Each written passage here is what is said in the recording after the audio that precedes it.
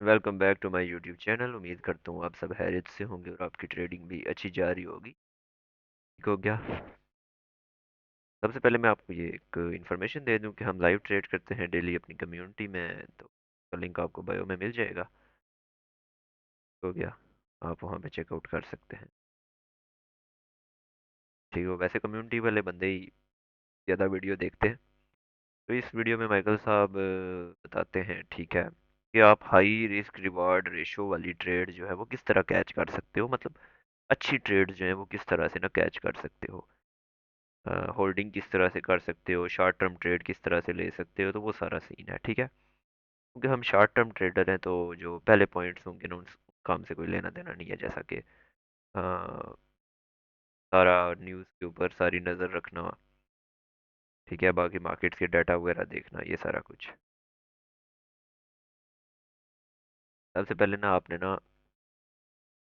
अ, सब्र रखना है। ठीक है, सारे पॉइंट्स में step step step by step आपको बताता हूँ। अगर आप नोट करना चाहें नोट कर सकते हैं।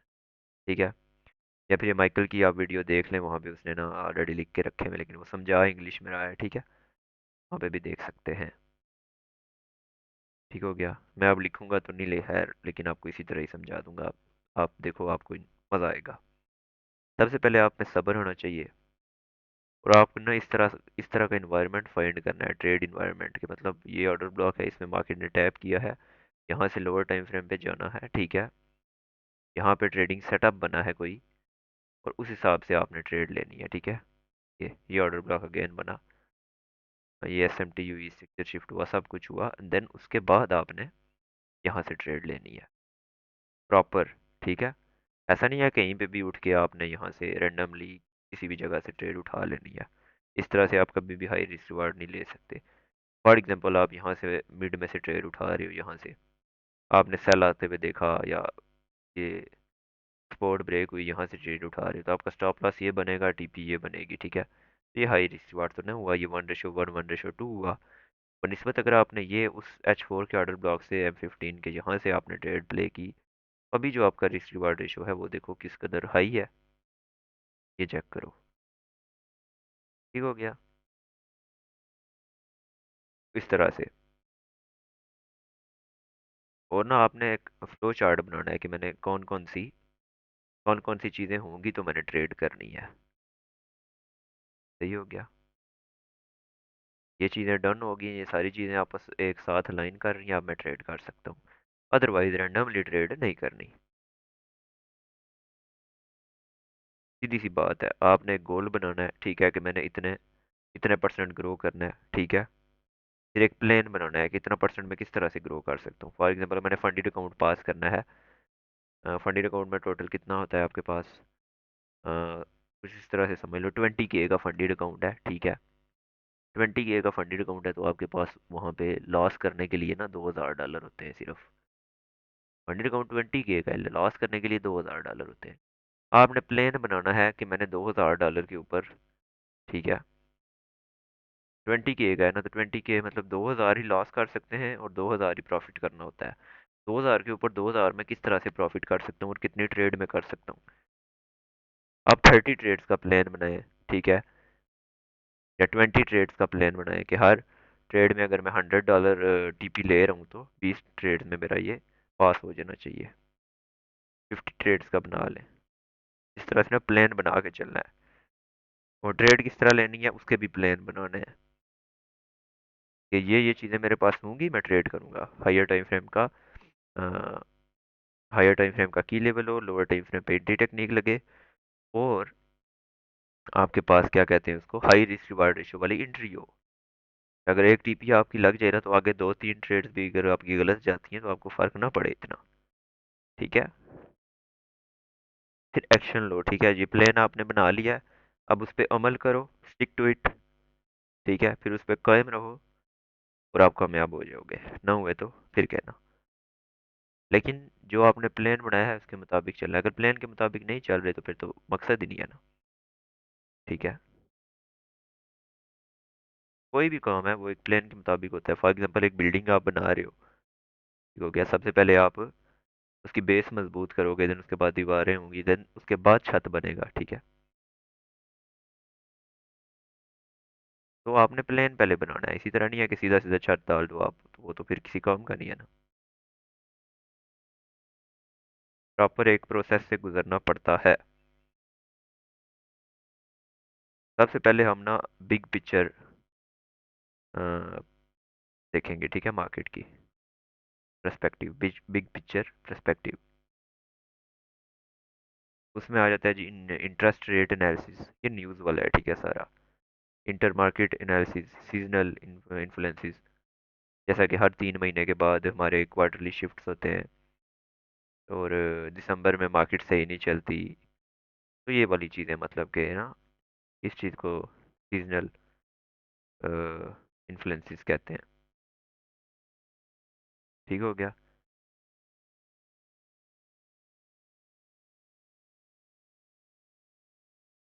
उसके बाद वोलेटाइल, मार्केट वोलेटाइल चल रही है कि नॉन वोलेटाइल चल रही है, इस हिसाब से आपने ट्रेड लेनी है, ये भी आपने ध्यान में रखना है। ठीक हो गया। फिर इंटरेस्ट रेट में आपने नज़र रखनी है कि एकदम से बहुत ज़्यादा चेंजेस तो नहीं आ गए, जिससे मार्केट वोलेटाइल हो सकती है, या फिर लो है कि हाई है। ठीक हो गया। इस तरह से ना आपने एनालिसिस करना है।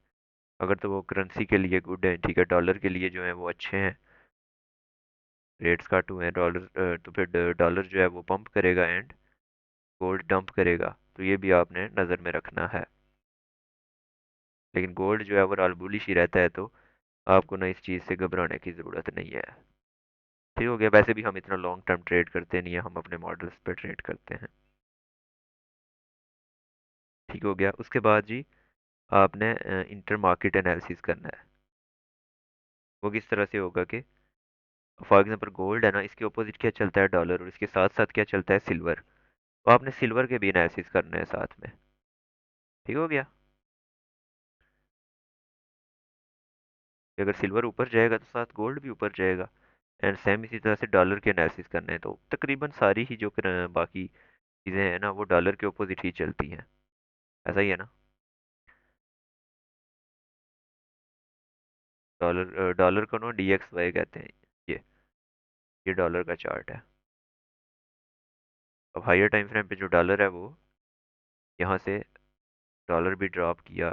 ये वैसे सारी मार्केट ही आजकल ड्रॉप कर रही है, एक साथ ही चल रहे हैं, अजीब ही सीन चल रहा है। ठीक हो गया। बाकी ये देखो गोल्ड अपने ना मंथली ऑर्डर ब्लॉक से ऊपर जा रहा है, ठीक है।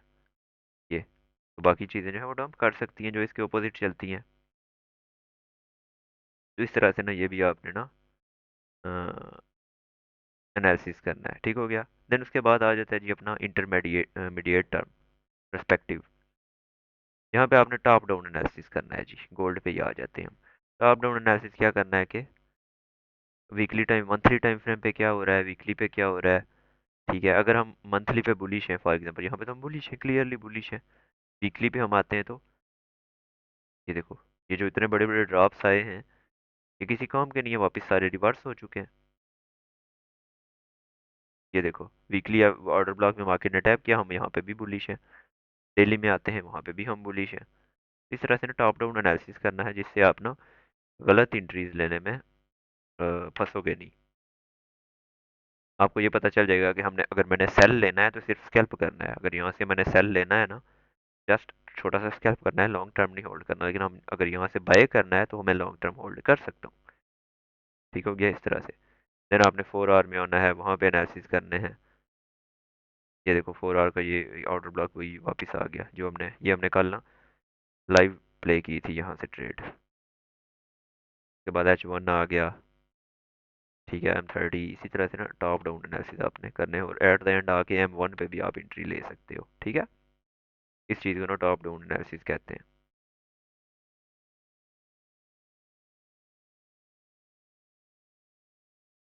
उसके बाद आ जाता है जी कमिटमेंट, पता नहीं क्या है, कमिटमेंट ऑफ ट्रेडर्स डाटा।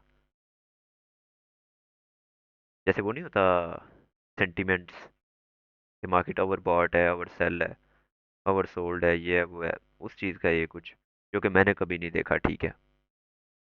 तो मुझे इस चीज़ का ना फिलहाल नॉलेज नहीं है, जब नॉलेज आएगा तो मैं आपको ना वीडियो में बता दूंगा। क्योंकि मैं टेक्निकली ज़्यादा स्ट्रांग हूँ बनिस्बत फंडामेंटली के।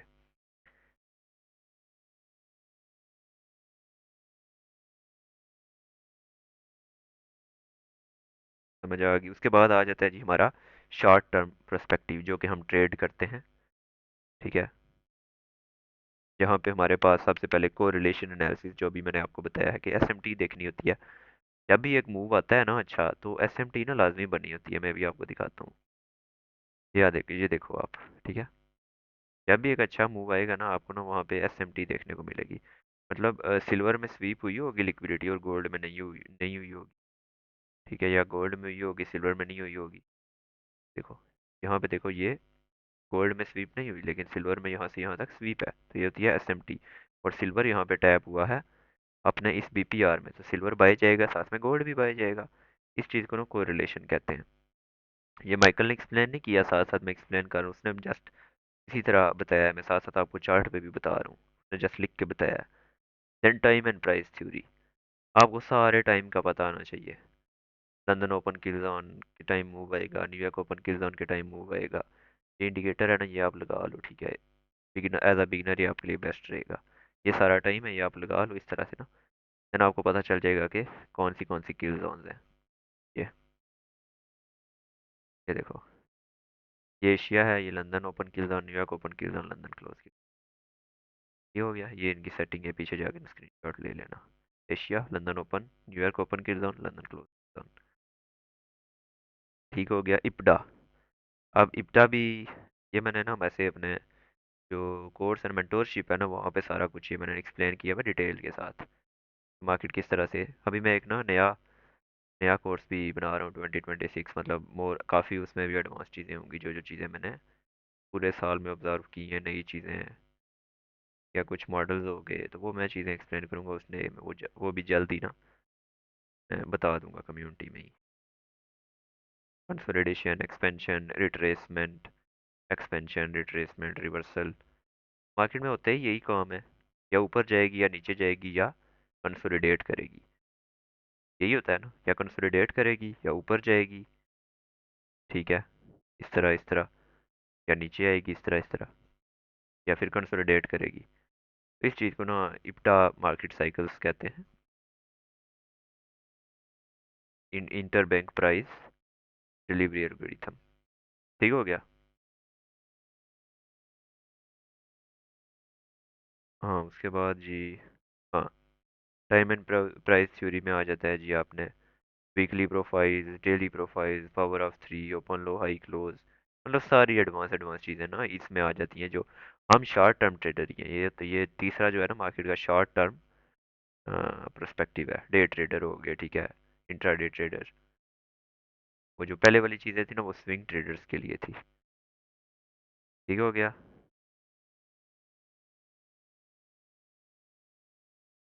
समझ आ गई आपको।